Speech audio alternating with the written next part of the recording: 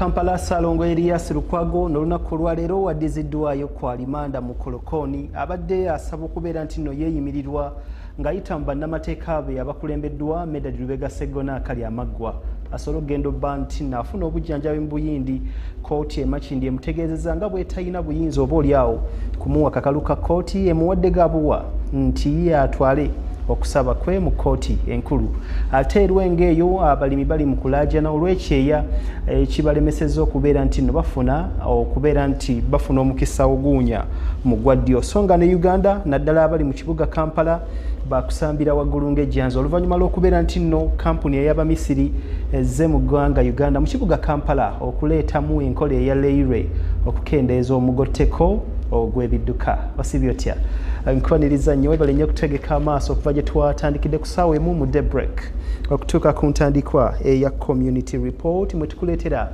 ebibadde gy'obadde ne gy'otabadde si mu Uganda mwokka wabula n'okwetolola ensi yonna tubikuŋŋwanya ne tubisengejja we zikoona emu ne tukiyita community report tukiddamu buli lunaku nti tebiba byajjo byojjajja lye yajjejjanya mbuli agiramu ejjinja eryakoba ejjuba eryali liiganya jambula wa jamba bibeera bya muzinzi n'osobola obba ng'otambulira mu kumanya nga bulijjo tukolamu katini nnyo bwe tuti ne tukomawo na lipoota mu bujjuvu.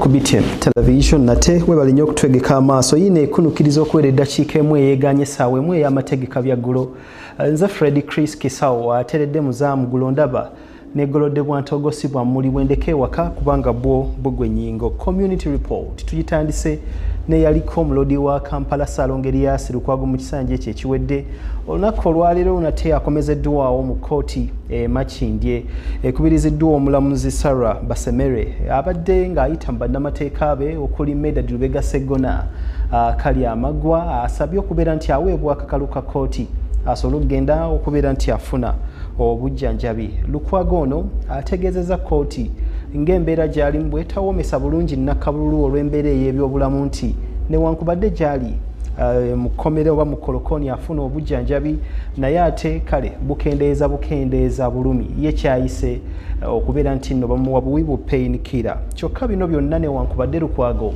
abyogedde era bw'atyo n'awolerezebwa munnamateeka we Medadi Lubega Sseggona akali amaggwa nti singa oba olyawo gavumenti eyinza obba nti yeeraliikirira nti ono yandi malamu omusubi kale muteekeko abakuumi yogayoga mu kibuga ekya Buyindi mu ggwanga erya Buyindi okusobola okuba nti afuna obujjanjabi kyokka omulamuzi Sarah Basemere akabatemye nti kikafuwa ekiva e Bulaaya ye kkooti ye ey'emakindi oba olyawo teyina buyinza kusobola kubeera nti ewa Salongo Elias Lukwago akakalu ka kkooti oba court bail olw'ekikula ky'omusango guno n'abasabakale obwanga babwolekeze kkooti enkulu mu kibuga Kampala oba olyawo banaabawa akakalu ka kkooti osaanye ojjukire nti Lukwago n'avunaanibwa omusango gw'okubeera nti amanyiiko ku mawulire ag'ogwo omusango oguvunaanyizibwa retired Colonel Dr. Kiza Besigye ogw'okusekeeterera gavumenti kyokka n'agaana okuguwaayo. Tubadde mu kkooti emakindi enkya ya leero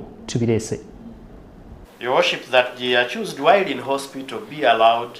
Kkooti y'emakindi egaanye okuwuliriza okusaba kwa Salongo Elias Lukwago okw'okubeera nti atwalibwa mu ggwanga lya Buyindi okusobola okufuna obujjanjabi obw'ekikugu oluvannyuma lw'okummibwa akakalu ka kkooti. Counsel Elias Lukwago, you committed to High Court for trial at the next convenient High Court session. Kkooti etegeezezza nga bw'etalina buyinza kuwa yali muloodi wa Kampala Salongo Elias Lukwago lukusa luno. Omulamuzi Sarah Basemere yasazeewo bw'ati oluvannyuma lwa munnamateeka wa Lukwago Medadi Lubega Sseggona akali amaggwa okusaba kkooti okuyamba Lukwago n'asobole okugenda e Buyindi okufuna obujjanjabi. And that is the review of the ENT specialists. Dr. Biso, D-I-B-I-S-S-O. Number one was the ringing in the left ear for the last 4 years. kyokka omulamuzi awadde Lukwago ne bannamateeka ab'amagezi okussaamu okusaba kwabwe eri kkooti enkulu erina obuyinza oboolyawo nga yeesobola okubawa akakalu kano. With the family of Council Lukwago, kindly meet up with the prison authorities and discuss the issues of the pillow and others. We undertake, Your Worship. Yes, please meet up with them and explain to them. I don't think they will have a problem.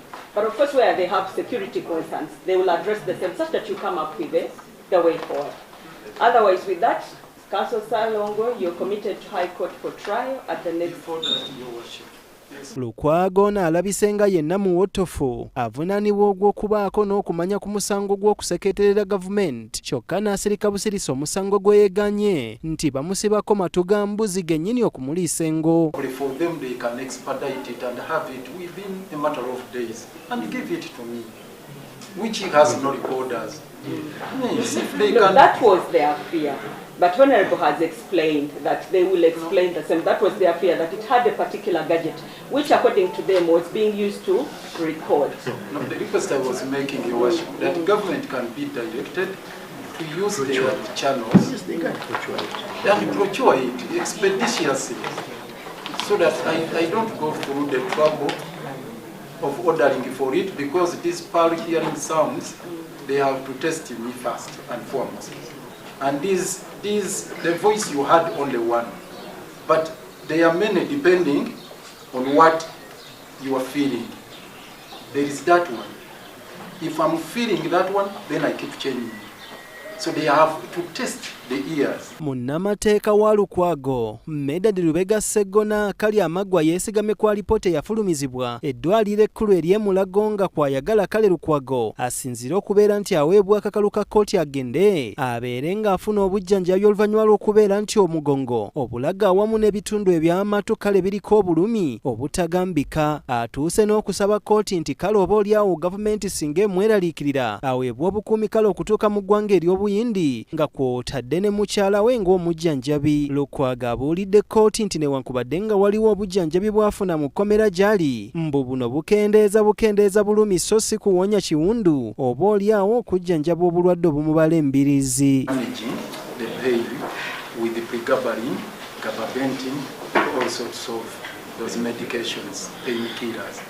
That is the only thing they can do. But the recommendation was that I go back, they fix this, which they cannot fix in me. So the prayer is him to be taken to India? Yes. Yes? Under God. And Your Worship, the more I delay, I'm advised, the more aggravated it has become. The more I delay, the more aggravated it to fix the problem here of the spinal cord. And I've ever tested it before. Because the disc replacement which was done, I took some time to go to India for the disc replacement. Here in Uganda, they don't do disc replacement. They do anterior cervical dissectomy with the fusion. They just put in nuts and bolts, the fusion. But disc replacement, removing the herniated disc and replace it with an artificial one. That technology is not here. It can only be done here. And that's what was done here. Never surrender. Never, never, never surrender. Never, never, never surrender. Never, never, never surrender. Yaliko omulodi wa Kampala Salongo Erias Lukwago avunaanibwa musango mu lunyaanyimbe gwe bayita misprision of treason oba olyawo kitegeeza okubeera nti oyinako obubaka bw'omanyi oba amawulire g'omanyi ku oyo omuntu azizza omusango okuteekateeka naddala ku ogwo ogw'abeesigye mu buufu buno obumuvunaanibwa. Tujja kubeerayo mu kkooti olunaku lwaweereddwa okubeera nti akomawo tulabe oba onaabeera aweebwa akakalu ka kkooti. Tujja bikutuusaako otambulire mu kumanya. Tuli mu community report. Ebingo bimya amazzi. Saba Minisita w'eggwanga Uganda ye Robina Nabbanja Musafiri olunaku olwaleero ategeezezza nga Uganda naddala mu kibuga Kampala n'emiriraano wattu bannakampala we balina okusambira waggulu ng'ejjanzi oluvannyuma lw'okubeera nti nno bafunye bamusiga nsimbi okuva mu ggwanga erya Misiri kale katugiyite Egypt okubeera nti bagenda teekamu amaanyi n'okukola kaweefube okulaba nti baleeta entambula ey'eggaali mu kibuga Kampala ng'omu kaweefube okumalawo omugotteko gw'ebidduka. Bano babadde bakulembeddwa mu minisita omubeezi avunaanyizibwa ku mawanga amalala Muhammad El Hamzawai wano ku yafesi eya Ssaabaminisita mu kibuga Kampala we babadde bazze okumusisinkana. Tubaddeyo. Olw'enkulaakulana eyeeyongera mu Kampala n'ebibuga ebyetoolodde Kampala, omugotteko gw'ebidduka kati kyafuuka kizibu kya Kampala. Kino okusobola okukinogera eddagala, bamusiga nsimbi okuva mu ggwanga erya Misiri oba Egypt balina enteekateeka okuzimba oluguudo lw'eggaali mu Kampala n'emiriraano okukendeeza omugotteko gw'ebyentambula mu kibuga. Bano nga babadde bakulembeddwa mu minisita omubeezi avunaanyizibwa ku mawanga amalala Muhammad El Hamzawai basisinkanye Ssaabaminisita wa Uganda Robinah Nabbanja wano ku yaafeesi ye mu kibuga Kampala. And he introduced you to me. I feel this is the way to go. We have a lot of traffic jam in Kampala. I know you are aware. So your coming is a blessing. Orascom Construction is one of the biggest construction companies, not only in Egypt, not only in the Middle East, but in the whole world. That's according to the ranking of the construction companies of the world. Okusinziira ku minisita omubeezi avunaanyizibwa ku mawanga amalala mu ggwanga lya Misiri Muhammad El Hamzawai, kampuni okuva e Misiri Erascom yeegenda okuluzimba. Do a study, feasibility study, on the ways and routes of how to solve the greater Kampala traffic and congestion problem. And by the way, this feasibility study, which will cost in the range of maybe $1 to $2 million, is going to be borne by the company. So Orascom Construction will be financing this feasibility study. Ono era ategeezezza Ssaabaminisita nti kampuni era yamaze dda okussa omukono ku ndagaano ezikkiriza okutandika okwetegereza wa enguudo z'eggaali we zigenda okubeera nga ziyita mu Kampala n'ebitundu ebyetoolodde. It's a pleasure to be here. We would really like to be involved and participate in solving the traffic problem in Kampala like we did in Cairo. In case there are issues of compensation, she's the one who does that. In case there are issues concerning land disputes and many other things. Not just AFCON, but I had a vision of medium and long term. How is by developing the north. Developing the north, how is by developing the airport, the Gulo airport, and the shortcut road, which is the Abobe Boke shortcut road. Now you are Ugandan. Yes, I told you I'm the son of Egyptian son of Uganda. It is a 555-kilometer shortcut road that could join the highway going to Lira. Ebyo nga bikyali awo Ssaabaminisita Nabbanja asisinkanye minisita wa Kampala Minsa Kabanda wamu n'abakungu abaddukanya ekibuga Kampala okumunnyonnyola wa we batuuse ku ky'okuddaabiriza enguudo mu kibuga. Amyuka Nankulu w'ekibuga Kampala Benon Kigenyi abuulidde Ssaabaminisita nti balina enguudo endala ze bagenda oboolyawo okutandika okuddaabiriza mu kibuga Kampala. Bombo 2 Road.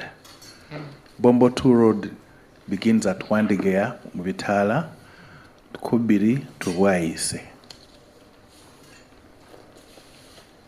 And the other road that we're also going to start very soon is Yusuf Lule Road up to Wandegeya. We shall, after that, take up Gaddafi Road from the point at Kubitala coming down to Aga Khan, so that it joins with the Gaddafi Mosque approach, which we have already done. These two projects are going to begin very soon, and it might cause a little traffic diversions, but we shall work at night. Onera mubuulidde ku kizibu ekiri ku luguudo lw'Ekibuye Nateete Busega nga minisitule evunaanyizibwa ku by'enguudo be baluvunaanyizibwako. It is within the territory of Kampala, so many times when it is in bad state, KCCA gets beaten. But we have had a fight over who owns it, and we have had to ask the Ministry of Works to hand it over to us so that we are able to do it. Otherwise, it is in very bad state, one of the worst state roads in Kampala. Olunaku olw'enkya, Ssaabaminisita Nabbanja asuubira okubaako enguudo za lambula. Okusinziira ku bibala ebyenjawulo, Uganda efiirwa obuse 4.4 ekireetebwa omugatteko gw'ebidduka n'emmaya ne bireeta obubenje bwe buse 4.4 mu mbalabala ennyangwawo kitegeeza kikola ebitundu 5 kweyo GDP ey'eggwanga Uganda ate ng'okutwalira awamu Uganda nga yo eggwanga lifiirwa obuwumbi obukadde bwa dola za America obuwerera ddala 8 buli mwaka olw'omugotteko ogwo ogw'ebidduka nga mu mbala ebala ennyangu bwe buwumbi nga bwe busenga 2.8 obw'ensimbi eza Uganda ezifiirizibwa buli mwaka olw'omugotteko gw'ebidduka. Kale bannaffe abo abava e Misiri mu abamanyi okuzannya chanisi babeera batuwadde gye ey'omutima. Kakati ebyo ng'obimya amazzi tutambudde ne minisita avunaanyizibwa ku nsonga z'ebyobulamu ye Dr. Chris Baryomunsi yoga mu Lagoa Isolation Center gye tusangidde gyatutegeereza nti nno oba oli awo Uganda kye kiseera kati ekube ejjejjerebu oluvannyuma lw'okubeera nti n'oyo omuntu omu abadde asigaddewo kwabo 18 abaali bagambibwa okubeera nti bakutte oba bakwatiddwa ekirwadde ekya Ebola asiibuddwa olunaku olwaliro. Era kyaddaki omulwadde ono olubadde okubeera nti nno asiibuddwa minisita avunaanyizibwa ku nsonga z'ebyobulamu Dr. Chris Baryomunsi kwe kusaba bannayuganda obutasooka ate kucacyanca nnyo oluvannyuma lw'okubeera nti balina osooka okugoberera ebiragiro ebyo ekitongole eky'ebyobulamu eky'ensi yonna ki World Health Organization ekitegeeza nti nno balina okuteekawo ennaku eziwerera ddala 40 olwo nno ajja vaayo butereevu alangirire nti eggwanga Uganda terikyalinamu kirwadde ki Ebola. Tubadde naye Mulago enkya ya leero. Katulabe. Ennaku z'omwezi zaali 15 mwezi ogwa muzigo Uganda bwe yalangirira ekirwadde kirumima mawuggwe okuva mu Democratic Republic eya Congo ekya Ebola nga bwe kyali kibaluseewo era mbagirawo okusinziira ku kwekebejja abantu okwakolebwa 20 baasangibwa ng'obuwuka bwatandise dda okubabala embiriizi ekyennaku 2 ku bano tebaalutonda wabula nga 18 bazze nga bafuna obujjanjabi ng'olwasimatuka wattu gwe basiibula. Is much easier to control than corona. Olunaku olwaleero amawulire ag'essanyu gali nti omu ku balwadde 18 ababadde basigaddeyo alangiriddwa okuba ng'asimattuse endwadde eno. Definitely a discharge of this patient does not mean the end of the outbreak. Minisita w'ebyobulamu Dr. Chris Baryomunsi agamba nti okuwona kwono tekitegeeza nti oba oliawo obulwadde tebukyaliwo nga kale baakugenda mu maaso n'okwekennenya mu bbanga lya nnaku wakiri 4 singa tebazuulayo mulwadde mulala yenna olwo nno baakulangirira. Kaakano minisitule bw'eti esabye abantu okusigala nga bagoberera ennambika y'abasawo. Charging the last patient does not mean that we are now Ebola free. The international guidelines command us that when we discharge the last patient, then we start the countdown. The incubation period for Ebola disease is up to 21 days. So we count 2 cycles of the incubation period. So we start from now the countdown, 21 days, then another 21 days, which makes it 42 days.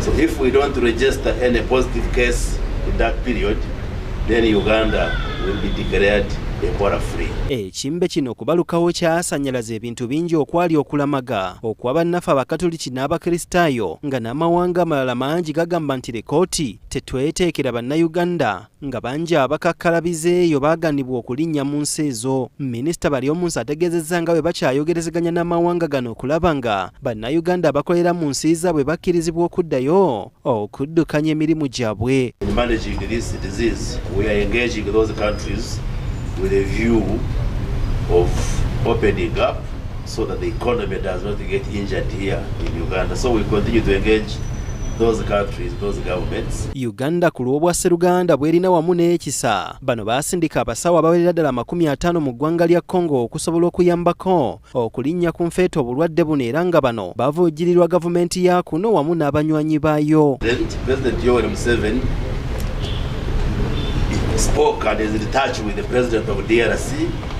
The 2 heads of state agreed on joint collaboration and handling this disease with that bilateral arrangement. And to that end, we signed a memorandum of understanding between the two governments, signed by the ministers of health of the two governments, and we have outlined a number of interventions which we are carrying out jointly.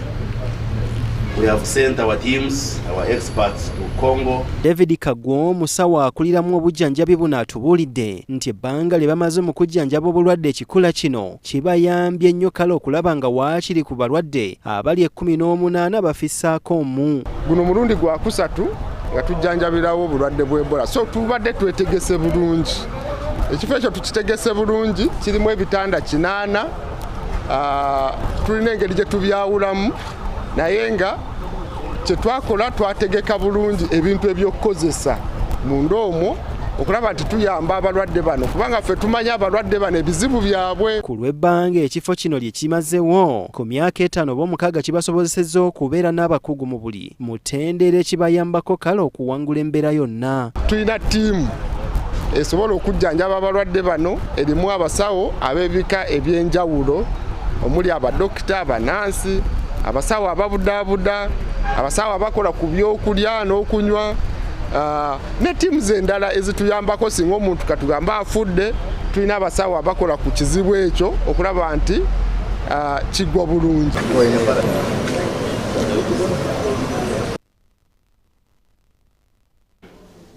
Community report mwoli okuleetera ebibadde gy'obadde ne gy'otabadde. Ebyongo bimya amazzi kati akakiiko akateekebwawo omukulembeze w'eggwanga okubeera nti nno kayambako mu kuyamba ku nsonga z'ebyensuubulagana wakati wa Uganda n'amawanga amalala bepo n'okutumbula ebyenfuna. Olunaku olwaleero kavuddeyo ne kategeeza ng'oboolyawo nga kwotadde n'okutumbula amakolero aka Presidential Advisory Committee on Exports and Industrial Development kategeezezza nga Uganda bwe kyaleebya banne baakyo oboolyawo amawanga agawerako mu kutunda ekirime eky'emmwanyi eziri ku mutindo mu mawanga ag'ebweru, wabula nga kyekyatubidde n'akatale ak'entungo naddala mu ggwanga erya China olw'okubeera nti nno waliwo obukumpanya obubadde bweyolekedde mu abo abantu abatonotono.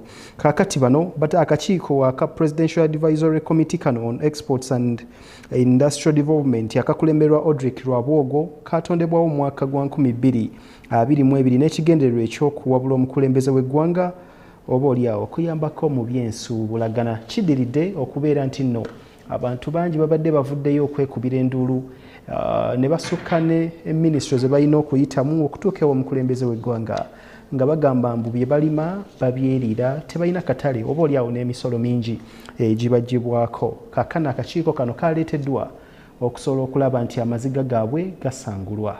Katulabe. Akakiiko aka Presidential Advisory Committee on Exports and Industrial Development akakulemberwa Outbreak Lwabwogo katondebwawo mu mwaka gwa 2022 n'ekigendererwa ekyokuwabula omukulembeze w'eggwanga ku byensuubulagana okunoonyereza akatale ebyamaguzi bya Uganda awamu n'ebirala, era nga buli mwaka kano kateekawo sabbiiti nnamba ey'okusisinkanya abaguzi okuva mu mawanga amalala n'abalina ebyamaguzi mu ggwanga Uganda. N'omwaka guno kano kategese ensisinkano eno eyatuumibwa Uganda Connect Buyers Week ng'eno yakutandika ng'ennaku z'omwezi 9 okutuuka nga 15 Museenene w'omwaka guno e Munyonyo.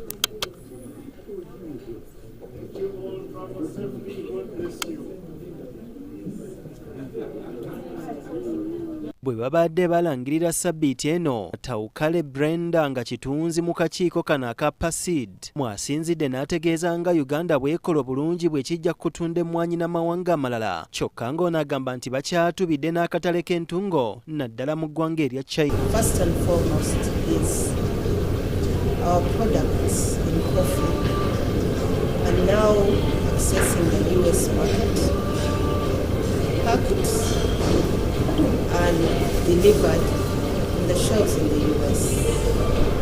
One of the key products that I can speak about is the coffee that is now on our major radar is our Simpson product. Simpson is a product that the China market is pushing us to deliver. Ono ategeezezza ng'eggwanga lya Democratic Republic eya Congo bwe lyafuna obwagazi mu nnyama ya Uganda era nga nayo waliyo akatale ak'amaanyi keetasobola na kumalawo. Wano nno Matthew Bagonza addukanya akakiiko kano wasinzidde n'ategeeza nti ng'oggyeeko okunoonyeza ebyamaguzi bya Uganda akatale ebweru w'eggwanga batadde n'amaanyi mu kubangula bannansi ku kufulumya ebyamaguzi eby'omulembe. Kubeera n'abaguzi okuva mu nsi yonna naddala abo abalabye omugaso mu bintu ebikolebwa wano okugeza ng'emmwanyi nga koko nga artifacts oba ebintu ebikolebwa n'engalo nga leather waffe omulungi eddiba amaliba ge tujja mu maliba g'ente oba n'abo abakola ebintu naddala obutale obutwetoolodde. Omu ku bazze nga beetaba mu nsisinkano zino ali mu mulimu gw'okutunda ebimuli Mustapha Mala agamba nti ebimu ku bikyabasomooza bye by'entambula naddala abakolera mu byamaguzi ebivunda amangu. The sector of exporters for the fresh herbs and fresh vegetable and flowers, the main what's happening to us is air freight, which we don't have our national carrier, which is this is the main issue for us for the sector.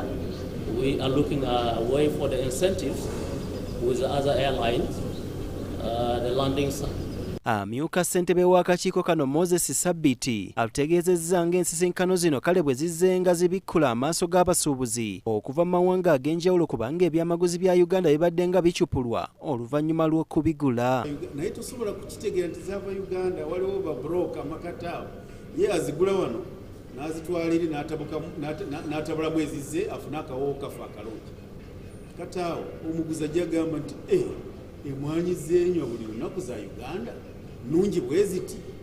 Kati kitegeeza ono omuguzi aze wano agenda okujja wano ajja kujja ajja ewuwo ejjalamba alabe emmwanyi wazirima bulungi zikulidde kuikweta. Wano ssentabe w'akakiiko kano ng'ensinkano eno agyetabiddemu ku mutimbagano gwa Zoom Outbreak Lwabogo wasinzidde n'ategeeza ng'ensinkano wakati w'abasuubuzi b'ebyamaguzi bya Uganda ne bannayuganda bw'ezenga ebayamba okumanya butya kale bwe basobola okweŋŋanga ebibasomoza okutondawo obutale obw'enjawulo awamu n'ebirala. We had no idea how difficult it is to move a kilo or a ton of a product from the farm to the processor if you can, to the transporter, to the certifier, to the financier, and to a distribution outlet.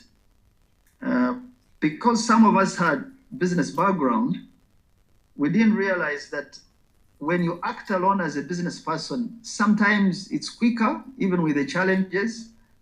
But if you have to lift sectors or work with other companies, so many other interests set in, and what would take a day takes 2 months. What would take... Ensisinkano y'omwaka guno yakutambulira ku mulamu ogugamba nti musisinkane mukwataga.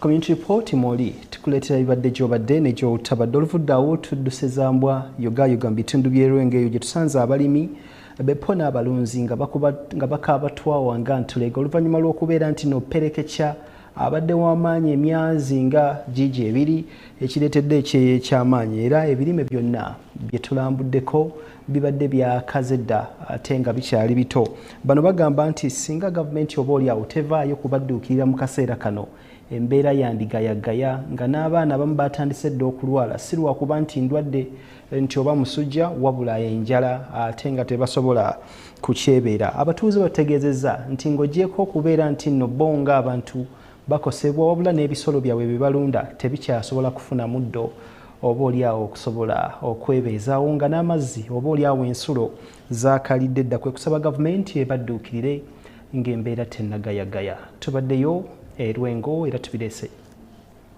Abalimi n'abalunzi mu disitulikiti y'e Rwengo balaajana olw'ekyo ey'ekisusse nga kati abamu tebalina kyakuliisa famire zaabwe. Tutambuddeko mu balimi bano wabula abamu ku be tusanze mu nnimiro zaabwe bagambye nti kino kisusse ku kye baasuubira. Erias Kizangono mutuuze ku kyalo Nkukutte ekisangibwa mu ggombolola y'e Malongo mu disitulikiti y'e Rwengo agambye nti ekyeya kino kibakosezza bya nsuso nga tebamanyi na kyakuliisa. wansi n'ogamba ti kanimi sizoni yange ejeemu ofune mu kyokola ki kyoyagala naye ogenda okusinziira by'olimye tofunyeemu olwekyeya omuntu n'alumizibwa n'atuuka n'okwekya n'agamba memanga nimira ki. Deus Kiberu omutuuze mu town council y'e Katovu ng'alimira Kigeye mu ggombolola y'e Malongo agambye nti bafiiriddwa bya nsuso kubanga baateeka ssente nnyingi mu nnimiro nga basuubira amakungula amalungi naye ekyeya ne kisaanyaawo bye baalima. Wano nalimawo kasooli ka 2.5 nateekamu ssente zaali 65,000 omuli ensigo ebijimusa n'ebiringa ebyo nga nsuubira sizoni eno etera kubeera nga mpanvu bulijjo erifa abalimi era ababigoberera naye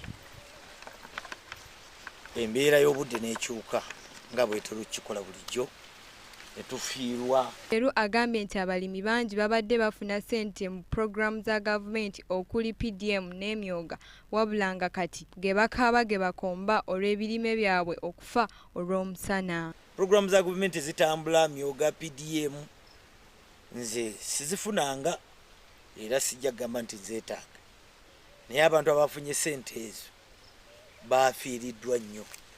Wano abalimi bonna we basinzidde ne basaba gavumenti okubaako n'engeri gye bakwatizaako okusobola okuvvuunuka okusoomoozebwa kuno. Gavumenti teeketeeke abantu bafune ekyokulya otali ekyabantu bagenda kufa. So nemuno bano bagambye nti n'emmere ey'okulya mu maka tebagirina kubanga ebirime byonna okuviira ddala ku bijanjaalo kasooli saako n'emmere nga lumonde n'ebirala sizoni eno tebakwasizzaamu. Monde yenna yafudde muwogo tetafudde n'obwomusima obusimi ate obanga okumulyako muwogo akaawa. Ekyeya kino tekikosezza balima mmere bokka naye n'abalima emmwanyi nabo bakaaba. Bintu byonna bikaze biweddewo emmwanyi tuli kati ku bwa Katonda tusaba busabe bazinadda oba tezidde. Okusinziira ku Isa Bukenya ng'ono omutuuze wa Kabalungi mu town council y'e Rengo agamba nti gavumenti embeera eno ebeera egimanyi ng'egenda kubeerawo n'olwekyo esaanye ebeeko ne kyekola. Gavumenti eno ekyeya kino eba ekimanyi nti kijja kubaawo era tekisobola kubeerawo kubanga climate ekyuka buli budde, embeera y'obudde ekyuka. Tubadde tusaba nti tutandike okuteekerateekera abantu irrigation channels. Bwe twogeddeko n'omuyambi w'omubaka wa Pulezidenti e Rengo Fred Kasekende agambye nti gavumenti yategekera dda bannarengo naddala abalimi ng'ebaterawo ebyuma ebikozesa amaanyi g'enjuba mu kufuuyira era ng'abantu abawangalira mu bitundu gy'ali baganyiddwamu. Twateeka skimu eya solar irrigation system ekabwami weeri ekola bulungi era abantu bagyenyumirizamu era bw'otuuka kabwami side eyo line yonna weeyita eya solar irrigation system abantu bali bulungi n'emmwanyi nnungi tebalinaako buzibu bwonna. Kasenkende bw'atyo awadde bannarengo obweyamo nti nga gavumenti bagenda kwongera okubunyisa enkola eno okusobola okugasa abantu bangi abakosebwa ekyeya. Gavumenti tugenda kukola enteekateeka twongeremu oba tusabe pulezidenti w'eggwanga atwongere solar irrigation system ezisobola okuyamba ku bantu baffe naddala nga mu budde buno obw'ekyeya. Wabula ono era talemye kukubiriza bannarengo okwettanira enkola eziyambako okukuuma amazzi mu ttaka okusobola okumalako n'ekyeya. Babeera ennyo beegendereza enkuba bw'etonnya bagezeeko okwettanira ennime ey'omulembe babike basime trenches mu nnimiro zaabwe basobole okuba nga bakwata amazzi mu ttaka kale kulikayo Penny na Kirabo oluyo olw'Rengo katusubire nti nno obaolyawo abavunaanyizibwa ku nsonga bazitegedde era babadduukire ebyongo bimya amazzi wabaluseewo katemba atali musasulire mu bitundu eyo ebyenjeru nga wabaddewo enkayana z'ettaka n'ennyumba wakati w'omwana obaolyawo n'omuzadde ekiviiriddeko n'omuntu omu okuzirika era atwaliddwa nga biwala ttaka. Katemba ono atali musasulire abadde mu yafeesi y'omubaka wa President oba RDC bitundu mu municipali ey'enjeru nga Chris Richard Kakwenza bw'abadde tabaganya abafamire y'omugenzi Lukeri Nagudi eyafunye obutakkaanya wakati wa nnyina Zaituni Nagudi okutunda poloti ya muwala we gwazaala okubadde oba oliawo amaka n'ebijja by'abajjajjaabe agaasigala bwawo ku kyalo Biramugaj mu division ey'Ennyenga mu munisipaali ey'Enjeru. Embeera eno eddiridde ssentebe w'ekyalo oba oliawo kino ye Bamulagi Patrick Kimera okuyitibwa mu yafeesi y'omubaka wa President okutwala eyatunda n'omuguzisaako n'eyakola oba oliawo eddaamu oluvannyuma lw'omuzzukulu Nakyowa Joan okuddukira mu yafeesi ye okufuna obuyambi gye bigweredde ng'ono azirise era tutwaliddwa mu ddwaliro nga biwala ttaka. Edwin Kikabi abaddewo abikuŋŋwanyiza n'abituleetera. Wabaluseewo katemba atali musasulire mu yafeesi ya RDC w'Enjeru Municipality.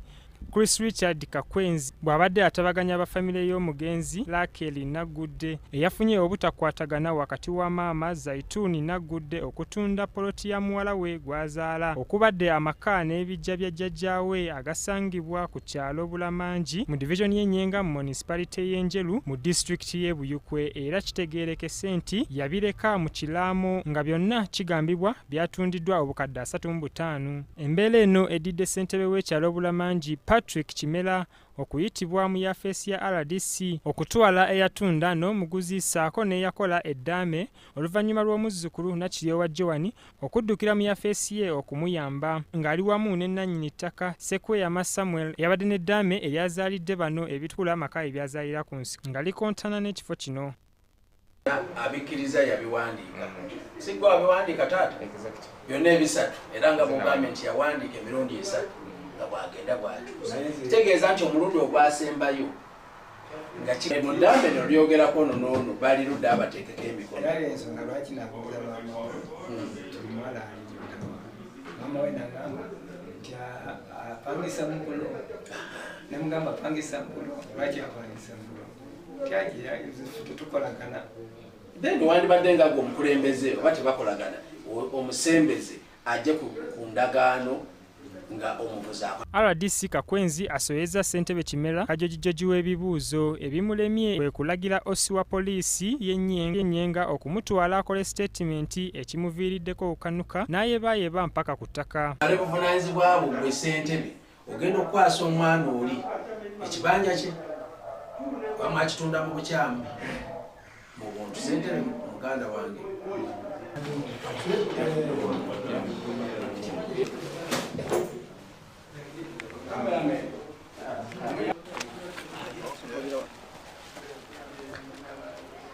kati gye bigweredde nga RDC alagidde ssentebe okugaana eyagula okukozesa ekifo nga ne maama w'omwana alagiddwa okomyawo ebisigalira by'omufu eyaziikiddwa n'ataalibwa awatanategeerekeka nga mu kumuziikuula tebafuna lukusa lwa kooti. oyite eyagula oyite naoli anoonye eyomuguzi we eyamuguza balabe bwe baddiringa amuddize ssente n'ebisigalirwa bya jjajja oyo bye baayiikuula babikomyewo mu kibanja ekyo bwe yali agalamidde bamuzze. Oluvannyuma ssentebe asituddwa n'atuuzibwa ku boodabooda okuddusibwa mu ddwaliro kyokka otuuse ku geeti bw'atyo n'alagira avuga okumutwala ewa waka.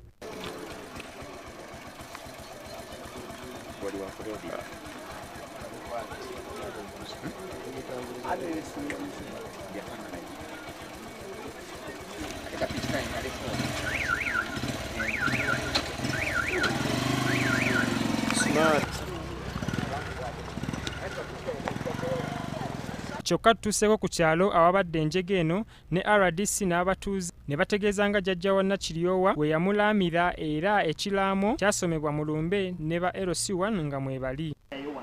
Wano wabadde abanaazi Moses omushuting aka we wano omufu abadde wano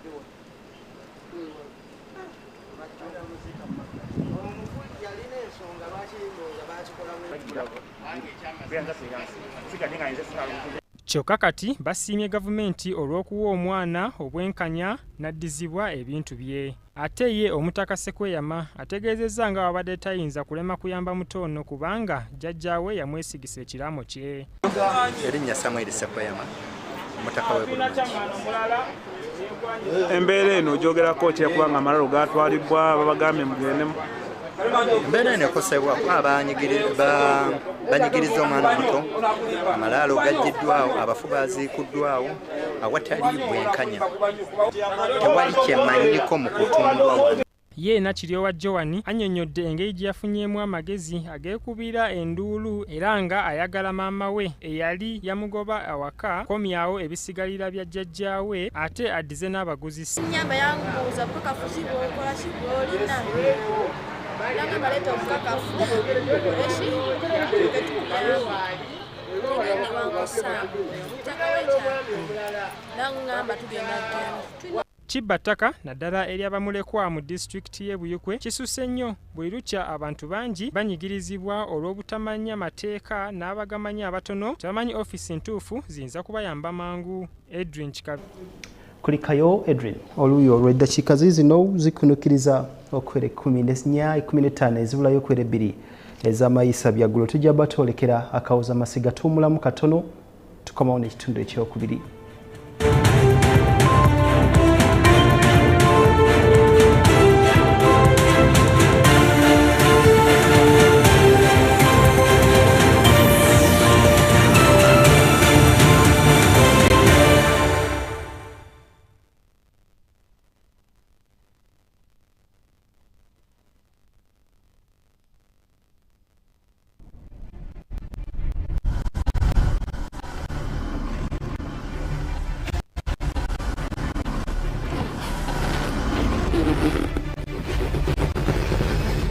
This is BTM. We transform.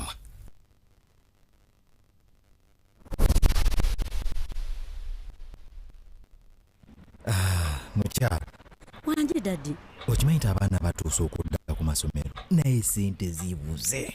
Kakati ky'oba okola twalayo ekitundu kya fees ku ssomero lya junior. Eza van tunaazisasula oluvannyuma.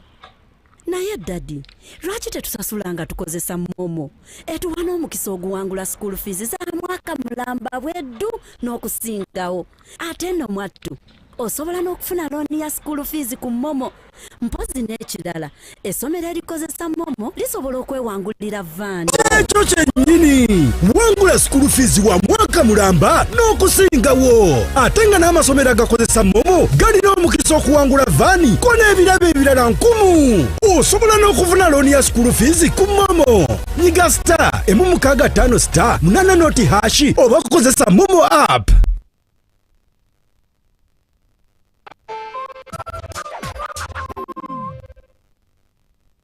Discover delicacy at Café 2, your all-in-one destination. Whether it's the perfect cup of coffee or a satisfying meal, we got you covered. Indulge your cravings with our mouth-watering pilau, savory katogo, crispy chips, and tender chicken.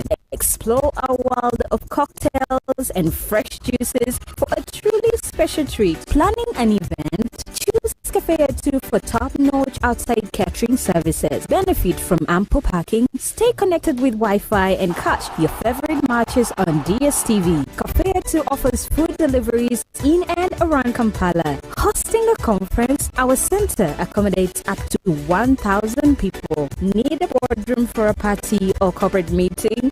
We've got just the spot for you. We offer a free venue for birthdays and baby showers, providing complimentary photography. For those aspiring to become professional baristas, our barista school awaits you. Visit us at Albany Center, Level 2 on Ginger Road. Café 2, where every occasion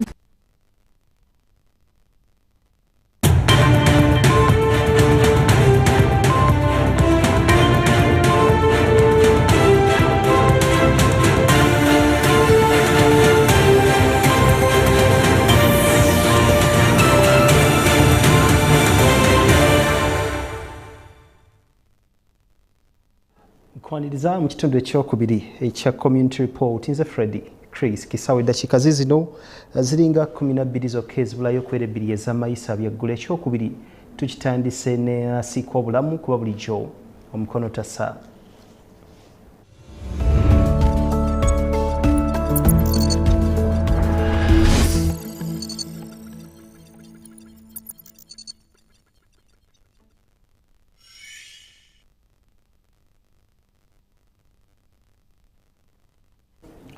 Mwasiiko obulamu tukuleetedde ebyo ebintu ebisinga okubeera nti bibuusibwa amaaso kyekitangala ekyokumpi abasinga batuula nnyo ku zi TV ezo abasinga bakirabira nnyo ku masimu ge bakwata gano gaseereza oba ge wandiise smartphones n'ebintu ebirala kasita biba nga bikuwa